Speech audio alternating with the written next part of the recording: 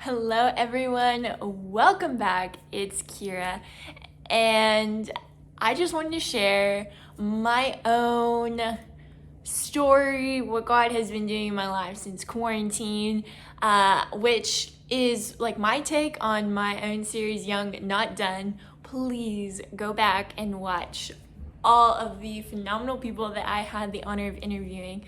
Their testimonies are incredible. But I would also love to share my own because I believe that during this time of quarantine, I have grown so much.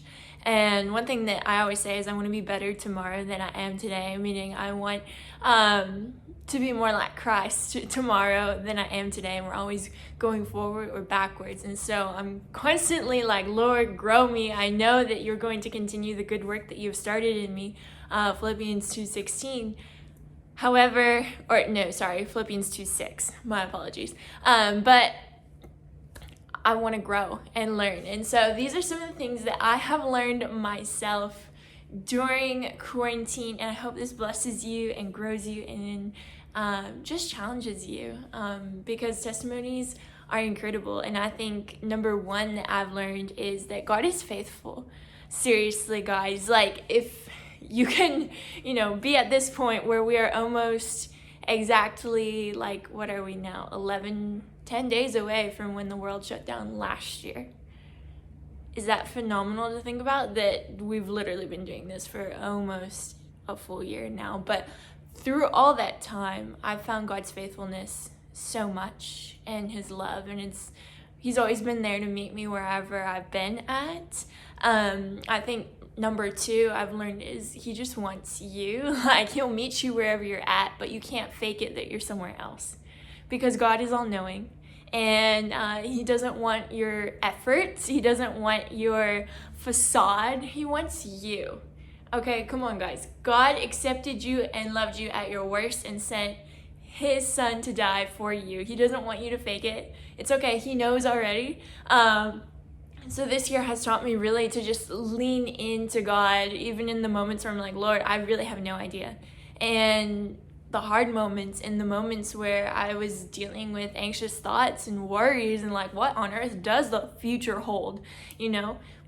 I think it's been phenomenal to look back and just see how far God has grown me and just fully is a big word, but like fully trusting him with what he has for the future, that it doesn't need to be my thoughts on what God's plan for my own life is, but rather what his plan for my life is. And I'm not always going to know that. I don't know the next step all the time, but I know I can trust God and he's going to lead me where I need to be. And so when I came back to Ohio at the start of quarantine, I was like, Lord, I have no idea what you're doing, but you said that you're going to do great things through this time, so I'm going to hold you to it, and I've seen it. And I think one thing that I want to remind people of is God is faithful to what he said. If he said it in 2019, it still rings true in 2020, 2021. Come on, like seriously, you can hold God at his word. He is faithful.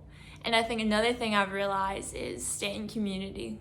Even during this time where people have moved, relocated because of COVID, that we're not supposed to be seeing each other as much, we have to be socially distant, all that, still stay connected to your people, okay? God did not create us to do life alone, isolated away from one another. Maybe for this time physically, yes, but like FaceTime, Zoom, whatever you need to do to stay in touch, do it, because it's vitally important to your well-being, emotionally, mentally, but then also spiritually. Come on, like I learned so much from my friends just spiritually, and then they're praying over me constantly. Like we need that. So stay in community. Don't give up on it. Don't give up on church. The Bible talks about don't give up meeting together, whether you can go in person right now or not. Stay faithful online. Keep going, because God is still showing up. Like God hasn't been put on pause during this time. Like come on, he's good. He is so real. And he's still on the move. This hasn't stopped him whatsoever. And so we need to stay tuned into what he's doing. And I talked about this in another segment on my Instagram. But we need to keep getting revelation for ourselves. We also can't just live off of what everybody else is feeding us. Like, come on, there's a lot of content right now, but we need to stay fueled and aflamed. That's Romans 12:2. And how do we do that? Stay filled up on the Word of God. Please, it will benefit your soul so much. It will grow you closer to Him. Come on, you cannot pour out of an empty cup. You have to stay filled up with Him.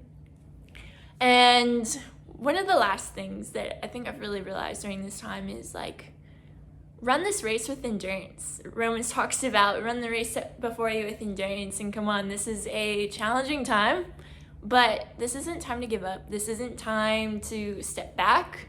It's not a time to like slow down. Like, we're running this race with perseverance. That means you're going like pretty much consistently the same pace because you have perseverance to keep going.